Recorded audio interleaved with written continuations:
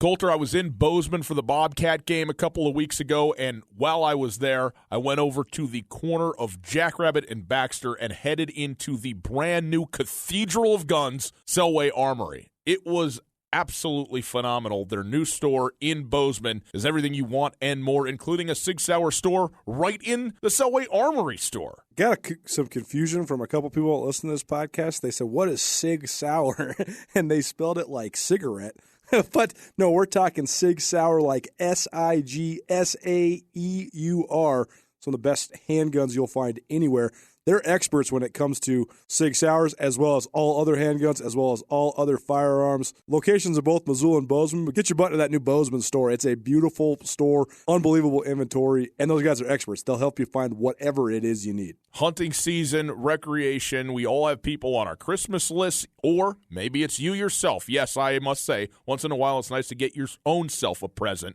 You go in there, all of the guns, ammunition, accessories that you could imagine, and Coulter, as you mentioned, absolute experts. They know everything there is to know about the entire inventory they've got. Online, SelwayArmory.com. Montana is a gun enthusiast state. It's a hunting state. And Selway Armory is Montana's firearm superstore. Take the Selway Armory Challenge. Shop with Selway Armory for a year. Guarantee you're going to save money over the big box stores or anywhere else you might shop. Do yourself a favor. No matter where you're from in Montana, if you're making your way through southwest Montana, go see that new Selway Armory. And if you're in Missoula, go check out their location out Stockyard Road. Selway Armory, great products at a great price, along with world-class customer service.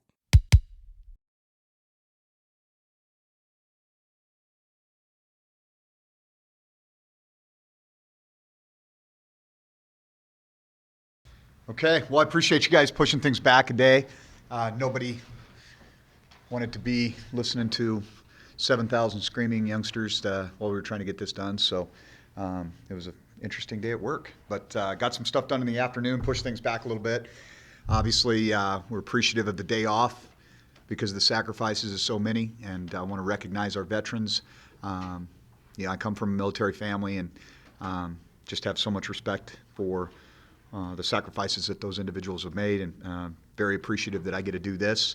And I remind our young men on a regular basis that there was generations of young men that did not get that opportunity and now do because of the sacrifices of others. So tip of the hat to our veterans. Coming off the UNC game, I really feel like it was a complete game. I think our defense executed the game plan almost to perfection. Try to defend the run with a light box, be able to take away the RPO windows for the slants. Catch tackle. They're going to throw the ball and they're going to catch it. But we had to be great open field tacklers and minimize and limit gains. And when they took their shots down the field, they needed to be about 25% on those, and they were under that. And so I think it was a very, very well-designed game plan by Kane and our defensive staff, and a well-executed game plan by our defensive players. On the offensive side, again, I thought an awesome game plan in terms of, you look at a Northern Colorado team and you think, okay, this, they're a struggling team, but you look at them week in and week out and they are who they are. Nobody runs the ball between the tackles on them. Very stout defense on the interior of their defensive line. Their inside linebackers are active physical players, but there were some soft spots on the edges. And so for us to be able to exploit that early and then counterpunch, as we talked about going on as the game went on, worked out well for us. Very proud of the way our guys responded. Even after, throwing a pick six and spotting them 7 when it's 7-7, our guys just kind of right back at it. Let's go to work. And then the opening drive of the second half, where we did hit an inside run play for a chunk play, and I think that's when the guys started believing, like, oh, that was our counterpunch. Let's get going. And then we kind of put them away with the fake punt. And so, hard fought, good team win. Tough environment to play in. Proud of the way our guys got going, and now in a bigger game this week in terms of the quality of the opponent that we're playing. I've never been to UC Davis Health Stadium. I have been to Davis, California a couple of times, but not spent much time on campus at all. Never been around the stadium, but I understand it's a really nice venue. Should be a beautiful day for football, and we've got a great opponent. And so, talking about Coach Hawkins and his crew, man, that guy's done a great job down there. Taking a program as an alum, taking a program that he obviously has a lot of pride and passion for, and really elevating it very quickly. You can see the investment that they're making. I think they're under construction on a $40 million student-athlete success center down there that's going to include an indoor field for football and new football offices. They've got a brand new stadium, about 8-10 years old, And they're paying their staff. I know that from personal experience talking to some of those guys, that this is a well-compensated group of people down there. And so they've got a good thing going.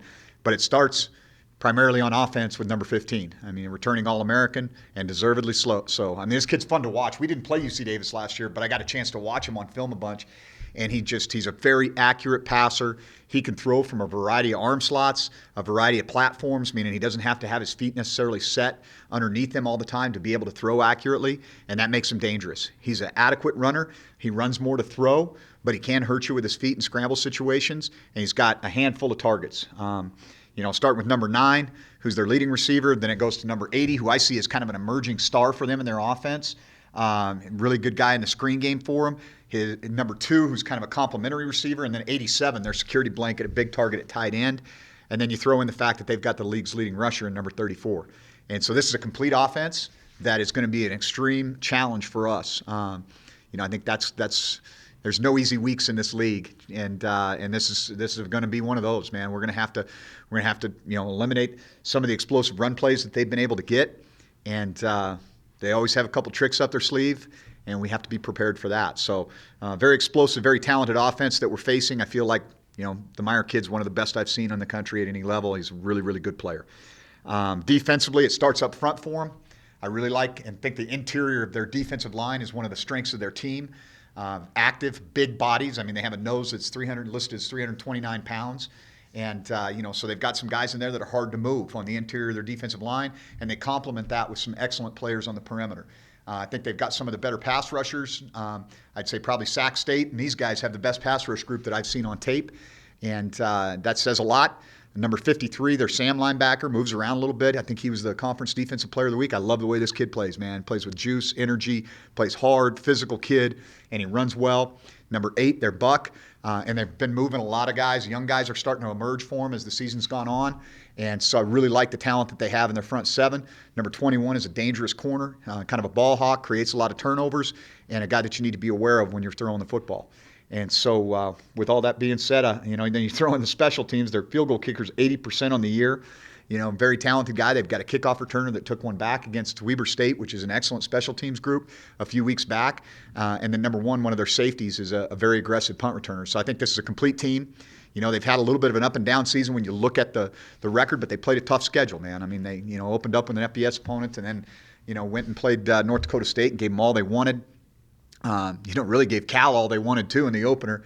And so, why is a question that I'm sure they're probably asking, but I know all they care about right now is how. How are they going to go get that next win and move forward? And so with that being said, I'm happy to answer any questions. Seems like both teams really need this win, just as far as the end of the season is kind of shaping up. Does that make this game any bigger than it might be? Yeah, I think every single game in November is consequential and big. And I don't look at this game any different than last week's game or the week before. Had we not won those, we wouldn't be having this conversation right now. And so it's a big game for both teams because it's November football, and we've got a really tough opponent in front of us. These are games I like to coach in. I enjoy matching wits with good coaches and matching scheme. But I know this at the end of the day, it's going to come down to the team that executes at the highest level and plays with the most physicality. How much different is the team attitude, the atmosphere right now compared to 2 weeks ago? Not that much different, really. I think we've got a mature group of guys, and we've been through a lot together. I think I've said that on multiple occasions. It's like, we remind each other that we've been here before, sometimes at halftime, sometimes on Sunday. We've just got to take that next, whether it's the next man up approach or the next play mentality. That's what you got to do if you want to be successful. You can't worry about what happened yesterday, and you can't worry about what's going to happen tomorrow. You got to live in the moment and go play. How challenging is it to run for 450 yards like you did this last week, and how much does that kind of support the identity that you want for this team? Yeah, you don't draw it up like that. There's certainly some things that were available to us that we took advantage of, and we had some guys step up and make plays. And so, I'm not a stats guy. I think you know that about me. I think stats are for losers, man. You point to that stuff when it's all said and done. But what you have to do is what you got to do to win in the moment. And I know you guys don't realize, I went and looked at stats today just so I could quote some things, because here's what I think. I think this is the definition of team. This group of kids that's playing for Team 122 here at Montana State University is the definition of team. We have no superstars, okay? We have 18 different ball carriers, 10 of whom have scored touchdowns, 8 of whom have had 20-plus carries, 7 of which have over 100 yards rushing on the season, okay? I'm not sure there's a stat line like that anywhere in college football. You think about 5 guys that have thrown touchdown passes. 5 different human beings have thrown touchdown passes for us. 8 different guys have touchdown catches, and 17 have a reception. I mean, that's spreading it out, okay? We're the number 1 rushing offense in the Big Sky Conference, and we don't have a guy in the top 6 in the league in individual rushing. This is a group of guys that cares about each other, and they're going to go do what they have to do to win. And in today's day and age where everybody wants a superstar, I think this is it's kind of a unique deal. It's kind of unique, and I think it should be celebrated. I mean, you talk about a team. What do we have to do to win? Well, let's take our linebacker and put him at quarterback on this down. Let's take our safety and put him at linebacker. These guys will do whatever we ask them to do, and I just have a ton of respect for them, and I think it's kind of a cool, maybe missed story because everybody wants to see the guy that's got the 1,500 yards rushing and the 4,000 yards passing and the Walter Payton Award this and all. And hey, that's awesome, and that's great for college football when you have those individual stars, and I think that's why we have things like the Walter Payton Award and the Heisman Trophy to celebrate those guys. But you know what? This is a team sport, and I think sometimes we forget that, and it's the ultimate team sport in my opinion, because if you got one guy doing it right and 11 guys doing it wrong, it doesn't matter. Heck, if you got 10 guys doing it right and one guy doing it wrong, it doesn't matter. But when guys come together and play this game the right way, it's kind of rewarding, and so I just thought I'd talk about that for a moment. How much does that say about your offensive line, whoever's got the ball? And even that group, we've moved some guys in and out. Denver Crone has a role at times, and we might ask, Zach to slide from center to guard, or, excuse me, even Lewis Kidd to slide from guard to tackle. And so, tremendous job by those guys buying into their role and understanding that we don't go if they don't go. How would you say that Jake Mayer and Gillum play off each other in that offense? Well, I think a lot of it goes through the run game. I think when they've played really well, they've gotten their run game going, because then the RPO game's so much more effective for them in terms of hitting some slants to some of those talented receivers they have in space, or a little wide pop to their tight end. And so, yeah, so much of it goes through that run game. When their run game's rolling, this offense is very, very hard to stop. And that's kind of showed up. The games that they've really kind of put it on people, that's kind of been how they've got it going, starting with the run game, and then it just starts to kind of roll a little bit. They get their play action pass game going, and it can be a tidal wave. They have a lot of weapons, they have a lot of talent, and they have a guy operating it who's a really good player. You guys seem to be pretty selective with your extra pressure. Just how kind of key will that be against an offense like this one? You got to be smart about when you bring pressure against any veteran quarterback, but especially one where there's matchup problems all over the field.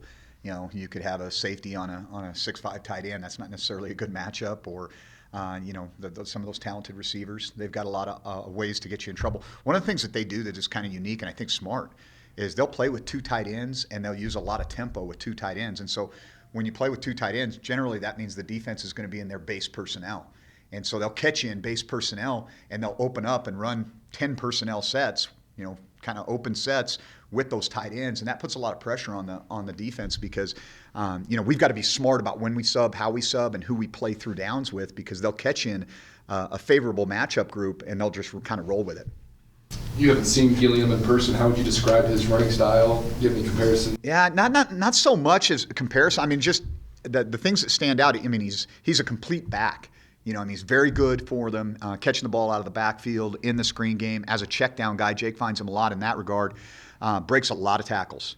That's the thing that stands out to me. We've got to be excellent tackle. We've got to bring our feet and wrap up when we go after this guy, because like all good backs, he can create. You're not always going to block it clean. You're going to have to make a guy miss or break a tackle, and that's the quality that I think that he possesses the most, is his ability to get those yards after contact.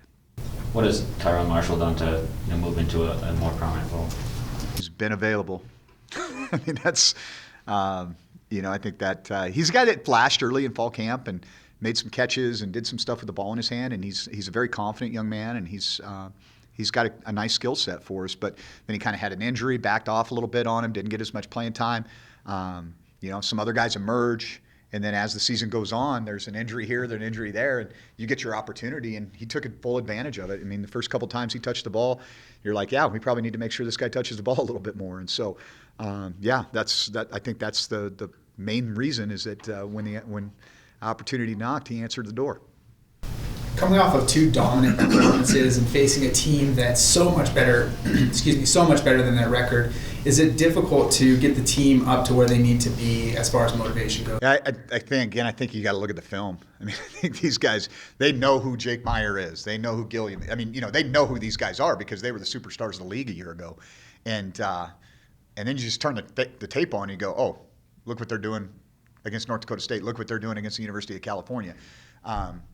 I'm pretty sure that we're getting that version of this team, not the version of the team that went to Southern Utah and eked out a win or whatever, So, I mean, they've maybe had a little bit of an inconsistent season, but we don't anticipate that being the case on Saturday. I mean, it's going to be senior day for them, a lot on the line, as we've talked about. I mean, we know the team that we're going to get.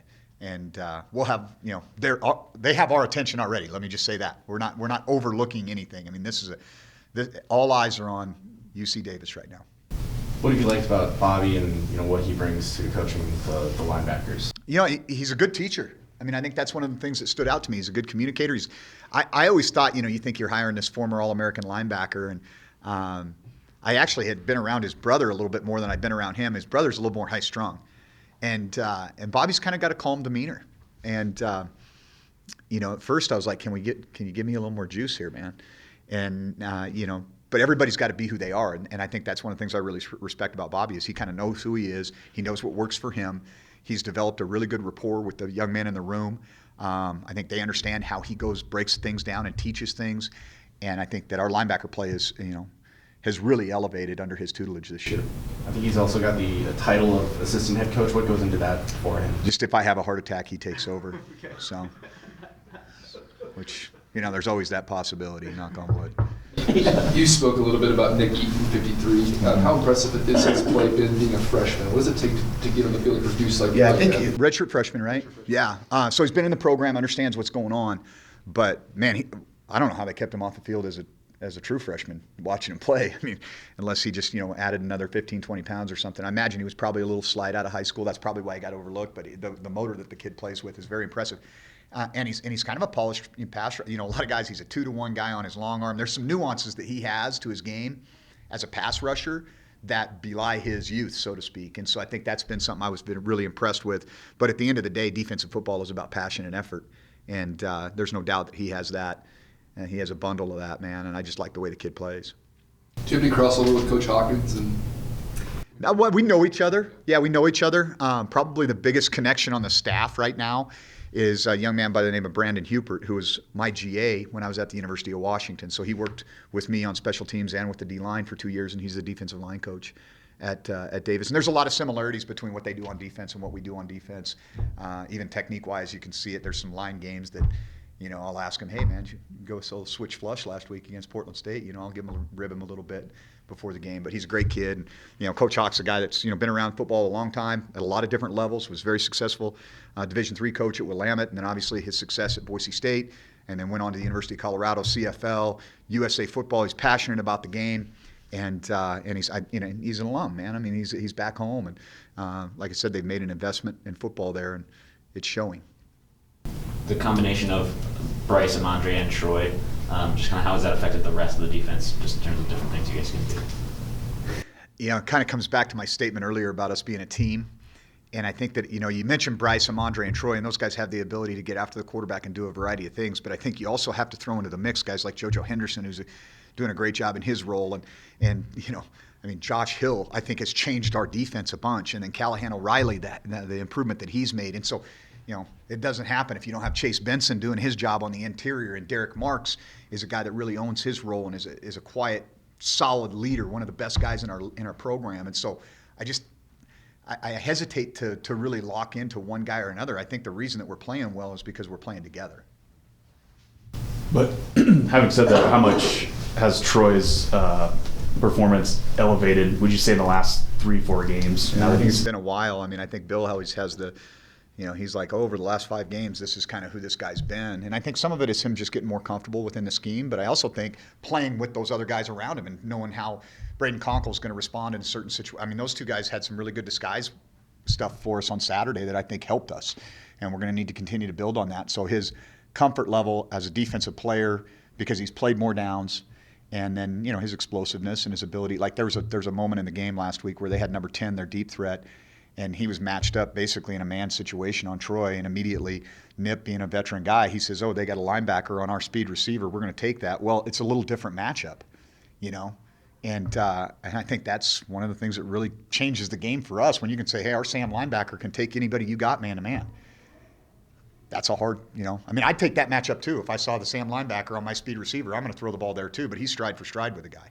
And so I think he's just gotten more comfortable. Do you have any updates on Travis Johnson or Isaiah Fosse? I think we're kind of in the same mode with both of them. We're hopeful, but we'll plan for other guys being up and ready to go.